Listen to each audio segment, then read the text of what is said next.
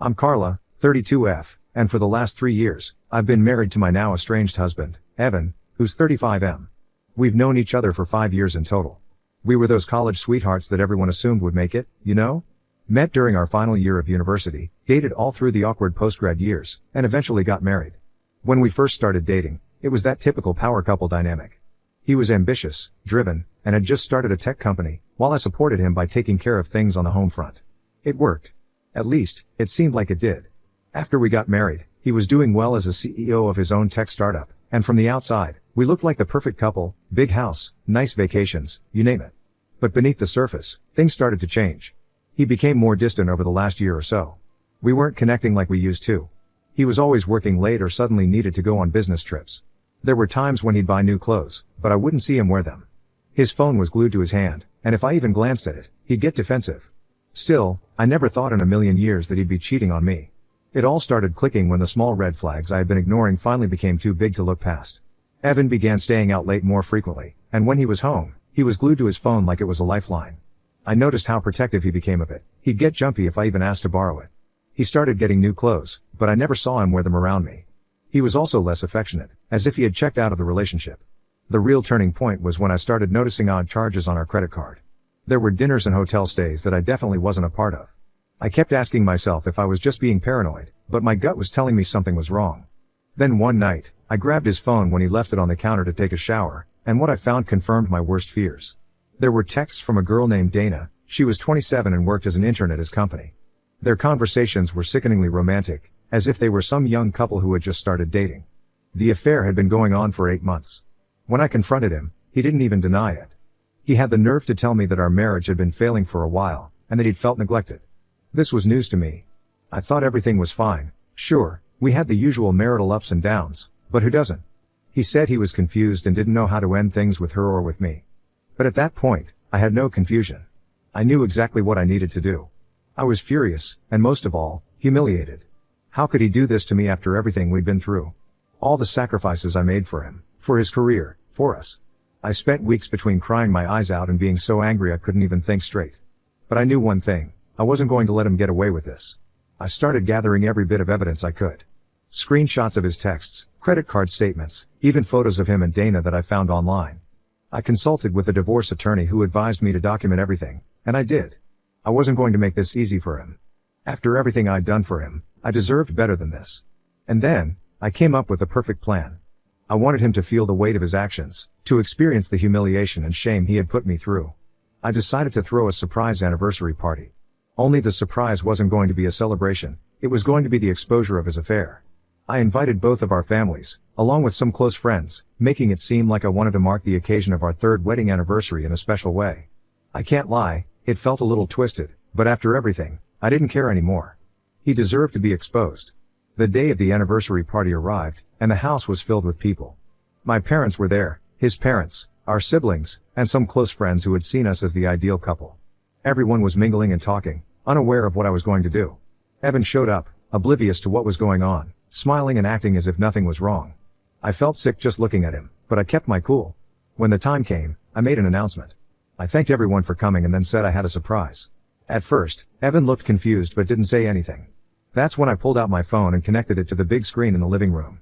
I started playing the screenshots of his messages with Dana, every flirty text, every plan for secret meetups. Evan's face turned white, and people began gasping. My mother started crying, and his parents looked like they didn't even know who he was anymore. Right on cue, guess who shows up? Yep, Dana herself walked in, thinking she was joining a happy celebration. When she realized what was happening, she froze. Evan just stood there, unable to say a word, as everyone stared at him in disbelief. I ended up by announcing that I was filing for divorce.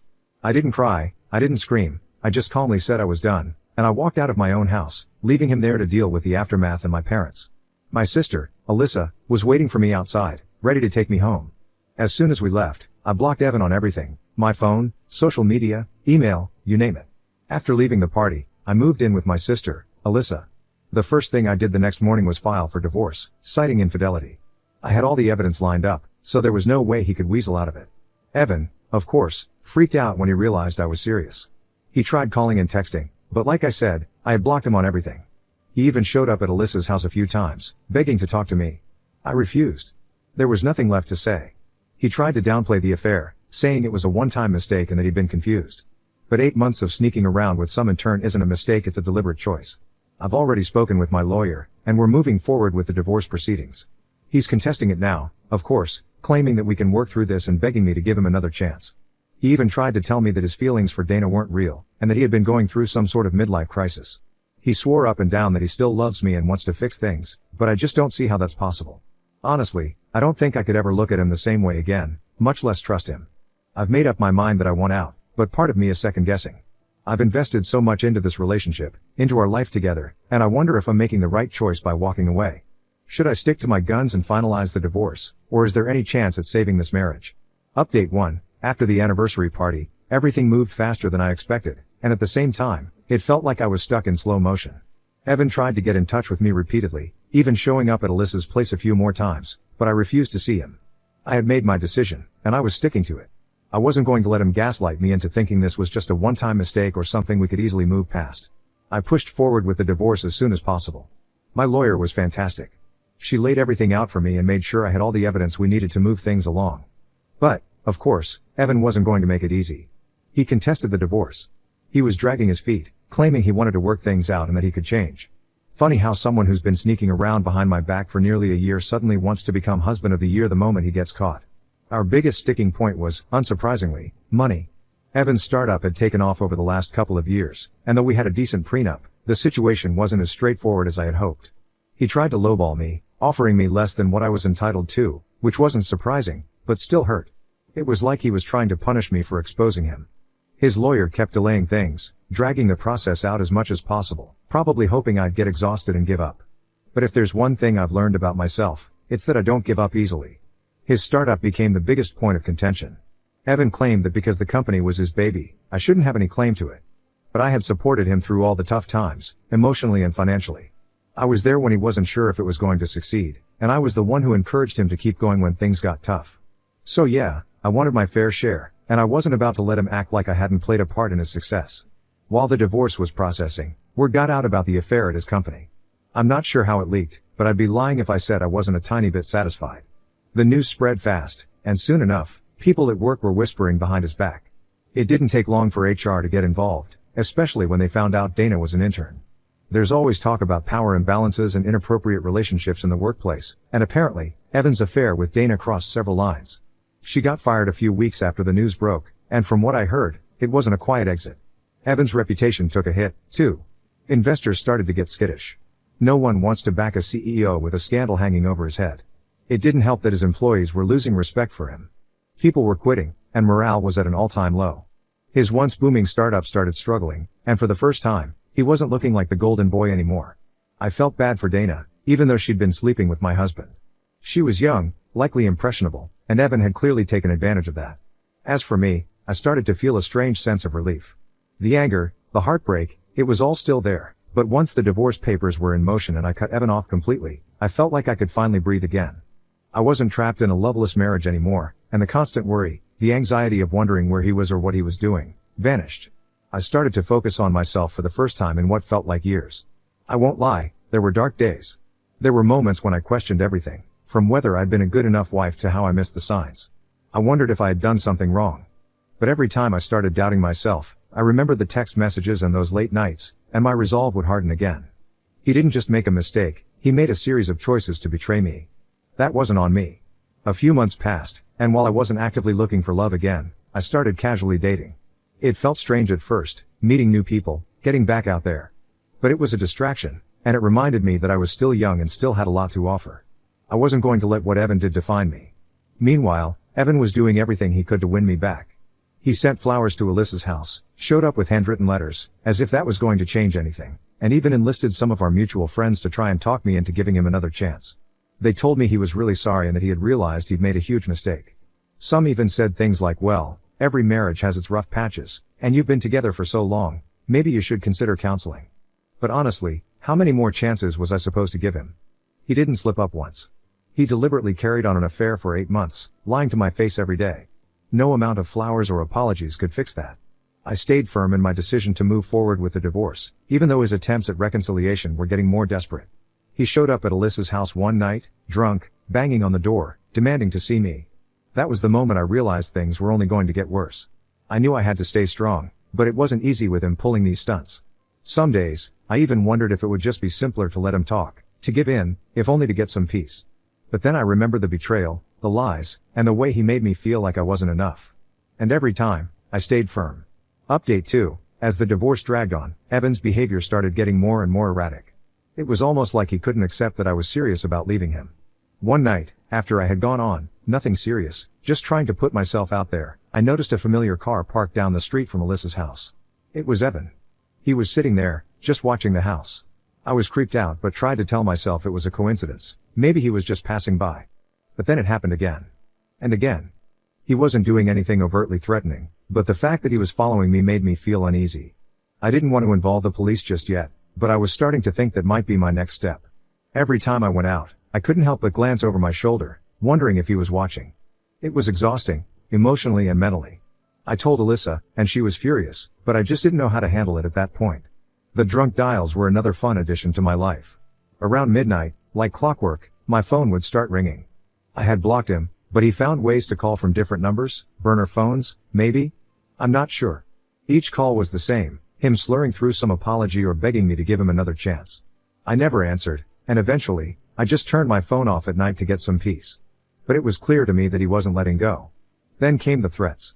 Not outright violent threats, but the kind of subtle ones that made you wonder if you were in actual danger. He'd leave voicemails saying things like, "If you keep this up, people are going to know things you don't want them to, or I wouldn't want your little secrets to come out." What secrets? I've got nothing to hide. But the fact that he was even going there made me realize how unhinged he had become. I was furious that he thought he could manipulate me with fear, but more than that, I was just exhausted. Evan's parents got involved, too, which made things even messier. His mom called me one evening, trying to play the role of peacemaker. She said Evan was broken and that I should consider giving him another chance. She talked about how every marriage goes through hard times and that this affair didn't mean he didn't love me. She even had the nerve to suggest that maybe I hadn't been meeting his needs, which could have led him to seek comfort elsewhere. As if his cheating was somehow my fault. I shut that down immediately. I told her that no matter what issues we had in the marriage, nothing justified what he did. She kept pressing, though, saying things like, "You've invested so much time into this marriage, are you sure you want to throw it all away?" It wasn't lost on me that they were more concerned about their son's reputation and their family image than they were about my well-being. Then they started offering financial incentives for me to withdraw the divorce petition. Yes, you heard that right. They offered to take care of me if I agreed to stay with Evan. They said they'd buy me a new car, pay off any of my debts, which were mostly related to supporting Evan's business, by the way, and even hinted at a substantial gift that could set me up for life. Basically, they were trying to buy my silence and loyalty. My family, on the other hand, was having none of it. Alyssa told them off when they showed up at her house one day, trying to talk to me in person. My parents were livid, too, especially after hearing about Evan's creepy stalking behavior and the way his family was trying to manipulate me. They made it clear that they supported my decision 100% and that I should cut ties with him completely, no matter what. But one day Evan crashed a family event. We were celebrating my cousin's birthday, just a small, low-key gathering at my parents' house, and Evan showed up uninvited. I still don't know how he found out where I was, but there he was, standing at the door like some lost puppy. He was holding a bouquet of flowers and a giant balloon that said "I'm sorry." Like that was supposed to fix everything. My dad answered the door, and when he saw Evan, he nearly lost it. He told him to leave immediately, but Evan refused. He insisted on talking to me, saying he needed just 5 minutes to explain himself. By this point, the whole family had gathered around, and I could see the embarrassment on Evan's face. But he wasn't embarrassed for the right reasons. He was embarrassed because he knew he was losing control of the narrative. He made this grand public gesture, getting down on one knee and begging me to forgive him. It was straight out of a bad rom-com, except instead of being endearing, it was just pathetic. He went on about how much he loved me, how he couldn't live without me, and how he'd do anything to win me back. But the more he talked, the more ridiculous it became. My cousin actually started laughing because the whole scene was just so over the top. I didn't say a word. I just stood there, arms crossed, while my dad told him again to leave. Finally, Alyssa stepped in and told Evan to either leave or she'd call the cops. That got him to back off, but not before he threw the flowers on the ground in some dramatic tantrum. Watching him storm off like a child only strengthened my resolve. There was no way I was ever going back to him. After that disaster, my lawyer suggested that I seriously consider filing for a restraining order. At first, I wasn't sure if it was necessary.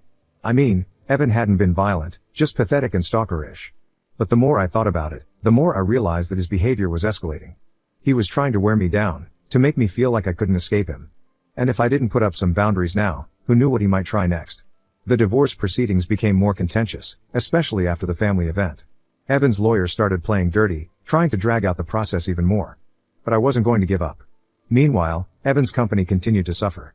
His distraction with the divorce and the public knowledge of the affair was taking its toll.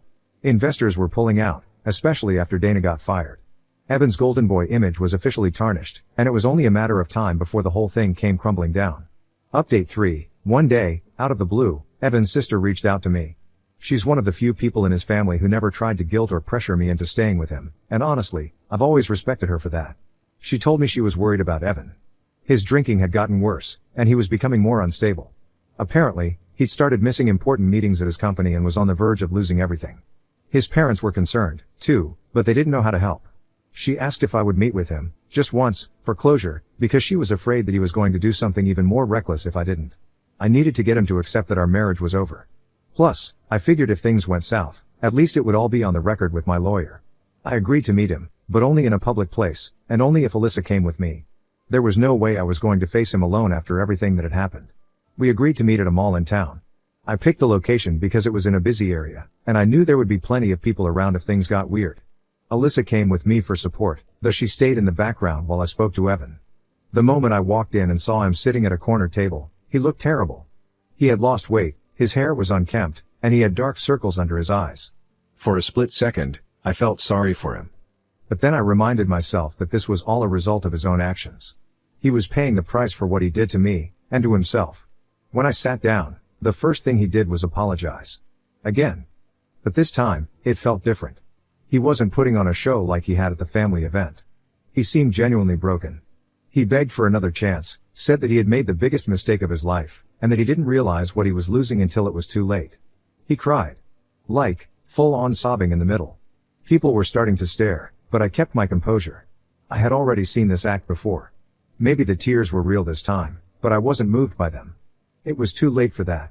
I calmly told him that reconciliation was impossible. I explained that trust, once broken, couldn't be easily repaired, and in our case, it wasn't just broken, it was obliterated.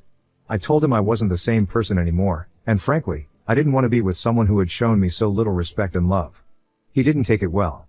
His desperation turned into anger. He accused me of being heartless, of throwing away everything we'd built together.